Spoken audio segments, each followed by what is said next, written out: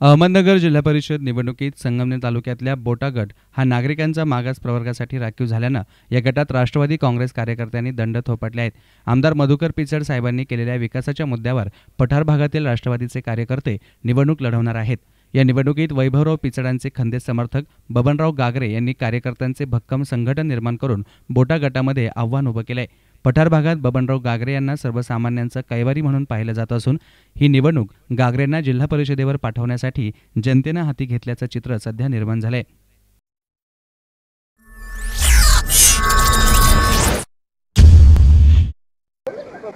बबनराव गागरे एक अतिशय सुशिक्षित आणि एक तरुण असं एक प्रभावीशाली नेतृत्व आमच्या पठार भागाला ह्या वेळेला साहेबांनी दिलेलं। या अगोदरचं जे नेतृत्व दिलेलं त्या नेतृत्वानं आमची मरगळ झालेली। साहेबांकडे आम्ही गेलेलो का साहेब आमची ही मरगळ झाली। साहेबांनी ती मरगळ आम्हाला सांगितलं का बाबांनो आता 5 वर्ष कशी तरी काढा। मग आम्ही थांबलो, पुन्हा साहेबांकडे गेलो, साहेब काय आम्हाला मरगळ देता का? साहेबांनी सांगितलं अजिबात नाही, एक प्रभावीशाली माणूस तुम्हाला देणार। आणि खरोखर जर पाहिलं तर बबनराव गागरेंसारखा माणूस एक उत्कृष्ट अतिशय भारदस्त असा एक व्यक्तिमत्व ह्या पठार भागाला दिलं। त्यांच्या माध्यमातून ह्या पठार भागाचा विकास होऊ शकतो। ह्या पठार भागाची ही मुळा नदी ही अगोदर कैक वर्ष अशी वाळू आणि दगडी याच्यात दिसायची, पण साहेबांच्या माध्यमातून ती मुळा बारमाही जिवंत झाली। साहेबांनी जो उमेदवार दिला तो अतिशय व्यवस्थित आणि एकदम असा चांगला उमेदवार दिला। 2017 मध्ये एकही उमेदवार गागरे साहेबांपुढे टिकणार नाही याची आम्हीच काय परंतु आम पठार भागातली जनता ही अशी शाश्वत सांगू शकते। पिचड साहेबांनी जे काम केलं, काम काय केलं का हा अतिशय भारदस्त असाच उमेदवार दिला का ह्या गरिबांचं दुःख जाणू शकतो। ह्या अंधारात पडलेल्या पठार भागाला प्रकाशात न्यायचं काम गागरे साहेबांच्या माध्यमातून होऊ शकतं।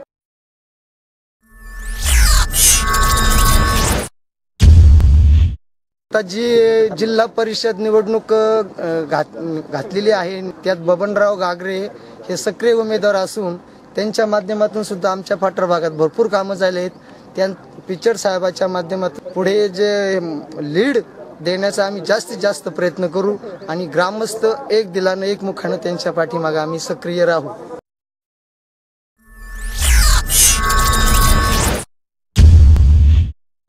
मी भोसदरी गावचा रहिवासी आहे, स्थानिक रहिवासी आहे।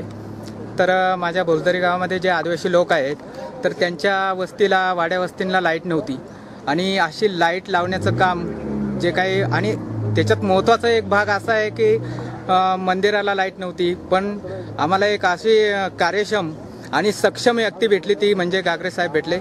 आणि गागरे साहेबांनी त्यांचे विचार मांडले की आपण का करू शकत नाही जर इतक्या वर्षे। आणि पिचड साहेबांनी खूप काही आदिवासींसाठी केलेलं आहे, परंतु आदिवासींपर्यंत त्यांची व्यक्ती आलेली नाही आणि त्याच्यामुळे आदिवासींचा विकास झालेला नाही।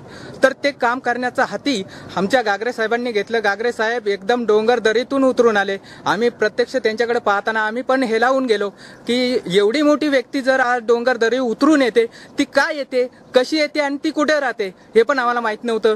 पण ज्या वेळेला त्यांनी आमच्या वाडी वस्तीमध्ये येऊन विकास एक अंधारात राहणाऱ्या आदिवासींना ज्या वेळेला त्यांनी तेजाकडे नेलं त्यावेळी खऱ्या अर्थाने आदिवासी समाजाला एक मार्ग सापडला की आपल्याला कोणतरी एक सक्षम नेता सापडलेला आहे। आणि आम्ही सर्व आदिवासींनी एक आता निर्णय घेतलेला आहे की गागरे साहेबांना आम्ही चांगल्या बहुमताने आमचे जे काही आदिवासी समाज आहे तो पूर्ण त्यांच्या पाठीमागे खंबीरपणे उभा राहील आणि या पठार भागाचा एक चांगला इतिहास घडवण्याचं काम आमचे गागरे साहेब करणार आहेत।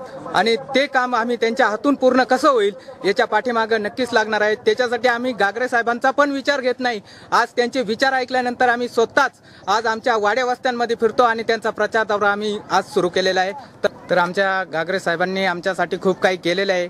आता 2017 जी जिल्हा परिषदेची निवडणूक लागलेली आहे त्यांच्यामध्ये त्यांना तिकीटही मिळालेलं आहे आणि आम्ही ठामपणे सांगतो की आमचे घागरे साहेबच या निवडणुकीमध्ये विजयी होतील.